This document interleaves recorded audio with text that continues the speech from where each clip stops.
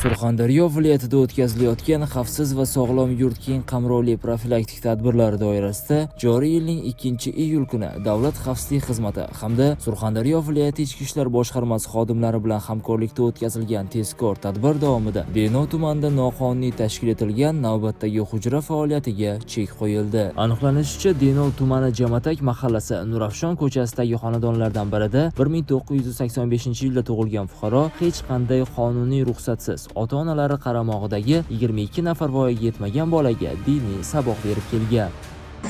Diniy ta'limda ota-onalar vafot etib ketganlar. Nima ish qilasiz? Hozir ikkinchi guruh nogironiman. Noqonuniy ekanligini bilmagan edim.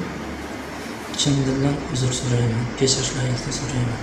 Tezkor surishtiruv davomida ushbu fuqaro 2026-yil iyun oyining dastlabki kunlaridan boshlab 500 ming so'mdan 100 AQSh dollarigacha haq evaziga bolalarga yotoq sharoitida Qur'oni Karim, Muallimi Soniy hamda Qoidai Bag'dodiya kitoblari asosida noqonuniy diniy ta'lim berib kelganligi ma'lum bo'ldi. Bugun yurtimizda farzandlarning zamonaviy va sifatli ta'lim olishi, ilm egallashi uchun barcha imkoniyatlar yaratilgan. Shunday ekan, ayrim ota-onalarning farzandlarini noqonuniy hujralarga topshirayotgani insonni ajablantiradi. Shu o'rinda savol tug'ilishi ham tabiiy. Ommaviy axborot vositalari hamda ijtimoiy tarmoqlar orqali bunday noqonuniy faoliyatning oqibatlari muntazam tushuntirilayotganligiga qaramay, nega hali hamon ayrim fuqarolar bu xatoni takrorlashmoqda? Maktablarda ta'til bo'lsa ham hozir to'garaklar joriy qilinganda, to'garaklarga qo'yish kerak.